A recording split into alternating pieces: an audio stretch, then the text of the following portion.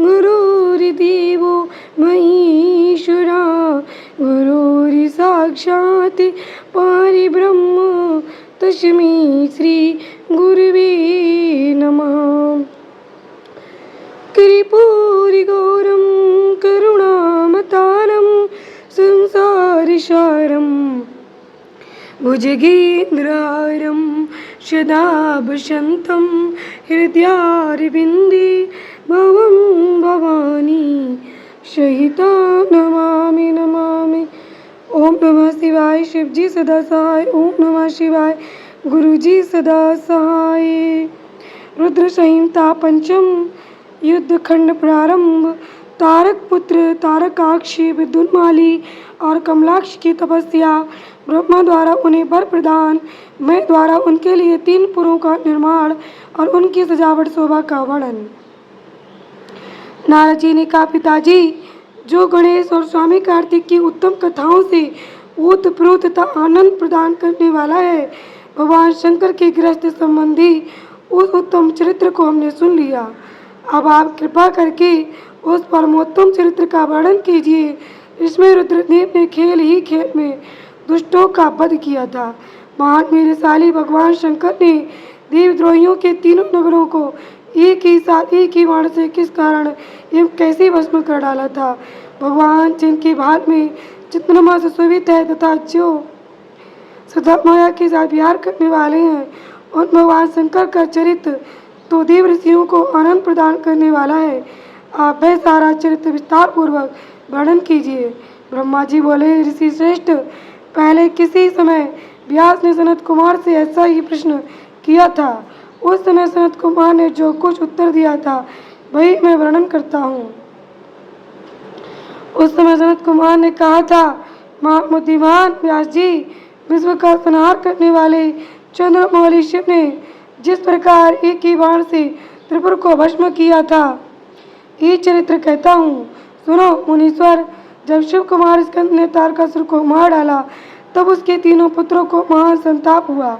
उनमें तारकाक्ष सबसे श्रेष्ठ था, विद्युन्माली मझला था और छोटे का नाम कमलाक्ष था।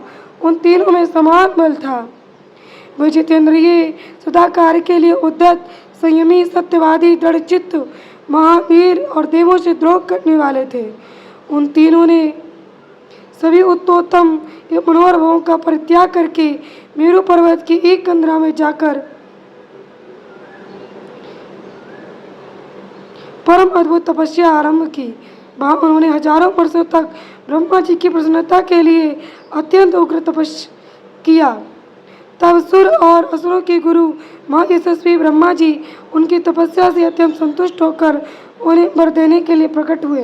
ब्रह्मा जी ने कहा, महादैत्यों, मैं तुम लोगों के तप से प्रसन्न हो गया हूँ, अतः तुम्हारी कामना के अनुसार तुम्हें सभी वर प्रदान करूँगा। देवद्रोहियों, मैं सबकी तपस्या के फलदाता और सर्वदा सब कुछ करने में समर्थ हूँ, अतः बताओ तुम लोगों ने इतना घोर तप किस लिए किया है। सनत कुमार जी कहते, उन्हें ब्रह्मा जी की वह बात सुनकर उन सब ने अंजलि बांधकर पितामह के चरणों में प्रणिपात किया और फिर धीरे धीरे अपने मन की बात कहना आरंभ किया। दैत्य बोले, देवेश, यदि आप हम पर प्रसन्न हैं और हमें वर देना चाहते हैं तो ये वर दीजिए कि समस्त प्राणियों में आप हमें स्थिर कर दें और हमारे जरा रोग आदि सभी शत्रु नष्ट हो जाएं तथा कभी भी मृत्यु हमारे समीप न पटके। हम लोगों का ऐसा विचार है कि हम लोग अजर अमर हो जाएं और त्रिलोकी में अन्य सभी प्राणियों को मौत की गाड़ उतारते रहें, क्योंकि ब्रह्मांड यदि 5 ही दिनों में काल के गाल में चला जाना निश्चित ही है, तो अतुल लक्ष्मी, उत्तोत्तम नगर, अन्य भोग सामग्री, उत्कृष्ट पद, ऐश्वर्य से क्या प्रयोजन है। मेरे विचार से तो उस प्राणी के लिए ये सभी व्यर्थ है। संत कुमार जी कहते, महर्षि, उन तपस्वी दैत्यों की बात सुनकर ब्रह्मा अपने स्वामी गिरिसाई भगवान शंकर का ध्यान करके बोले। ब्रह्मा जी ने कहा, सुनो, अमृत तो सभी को नहीं मिल सकता, अतः तुम लोग अपना ये विचार छोड़ दो। इसके अतिरिक्त अन्य कोई वर जो तुम्हें रुचिता हो मांग लो, क्योंकि दैत्यों, इस भूतल पर जहाँ कहीं जो भी प्राणी जन्मा है अथवा जन्म लेगा वह जगत में अजर अमर नहीं हो सकता। इसलिए पापरासुरों, तुम लोग स्वयं अपनी बुद्धि से विचार कर मृत्यु की वंचना करते हुए कोई ऐसा दुर्लभ एवं दुस्साध्य वर मांग लो जो देवता और असुरों के लिए अशक्य हो।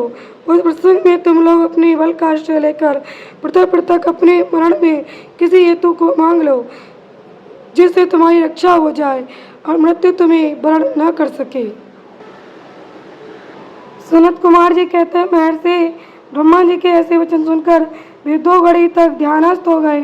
फिर कुछ सोच विचार कर लोक सर्वलोक पितामह ब्रह्मा जी से बोले, दैत्यों ने कहा, भगवान, यद्यपि हम लोग पर प्रबल पराक्रमी हैं तथापि हमारे पास कोई ऐसा घर नहीं है जहाँ हम शत्रुओं से सुरक्षित रहकर सुखपूर्वक निवास कर सकें। अतः आप हमारे लिए ऐसे 3 नगरों का निर्माण करा दीजिए जो अत्यंत अद्भुत और संपूर्ण संपत्तियों से संपन्न हो तथा देवता जिनका प्रदर्शन न कर सके। लोकेश, आप तो जगत गुरु हैं। हम लोग आपकी कृपा से ऐसे 3 पुरों में अधिष्ठित होकर इस पृथ्वी पर विचरण करेंगे। इसी बीच तारकाक्ष ने कहा, ये विश्वकर्मा, मेरे लिए जिस नगर का निर्माण करें वह स्वर्णमय हो और देवता भी उसका भेदन न कर सके। तत्पश्चात कमलाक्ष ने चांदी के बने हुए अत्यंत विशाल नगर की याचना की और विद्युत माली ने प्रसन्न होकर वज्र के समान कठोर लोहे का बना हुआ बड़ा नगर मांगा।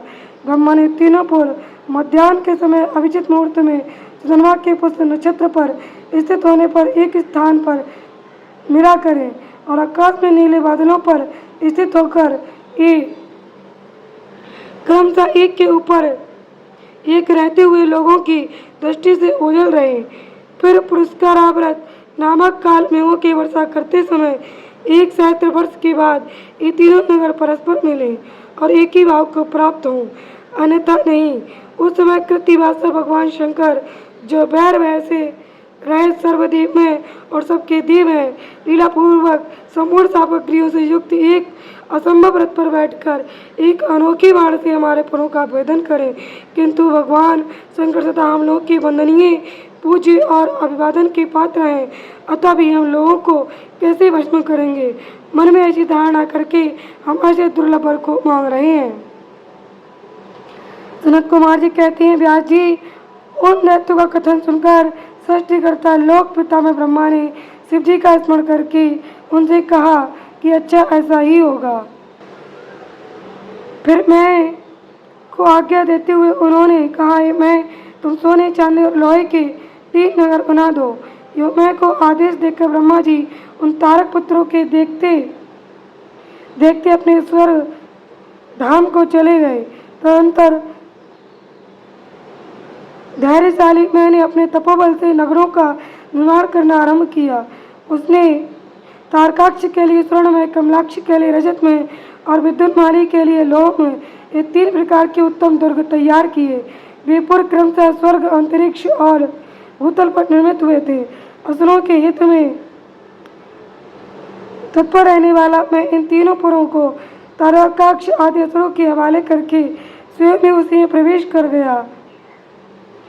इस प्रकार उन 3 पुरों को पाकर महान और पराक्रम से संपन्न जो तारकासुर के लड़के उनमें प्रविष्ट हुए और समस्त भोगों को उपभोग करने लगे। वे नगर कल्पवृक्षों से व्याप्त तथा हाथी घोड़ों से संपन्न थे।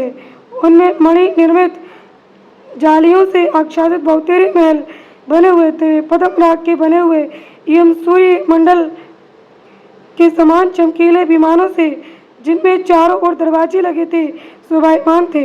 कैलाश शिखर के समान ऊंची तथा चंद्रमा के समान उज्जवल देव प्रसाद तथा गोपुरों से उनकी अद्भुत शोभा हो रही थी। वे अप्सराओं, गंधर्वों, सिद्धों और चारणों से खचाखच भरे थे। प्रत्येक महल में शिवालय तथा अग्निहोत्रशाला की प्रतिष्ठा हुई थी। उनमें शिव भक्ति पारायण शास्त्राज्ञ ब्राह्मण सदा निवास करते थे।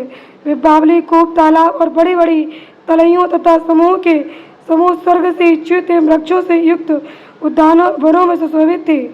बड़ी बड़ी नदों और छोटे छोटे सरिताओं से, जिनमें कमल खिले हुए थे, उनकी शोभा और बढ़ गई थी।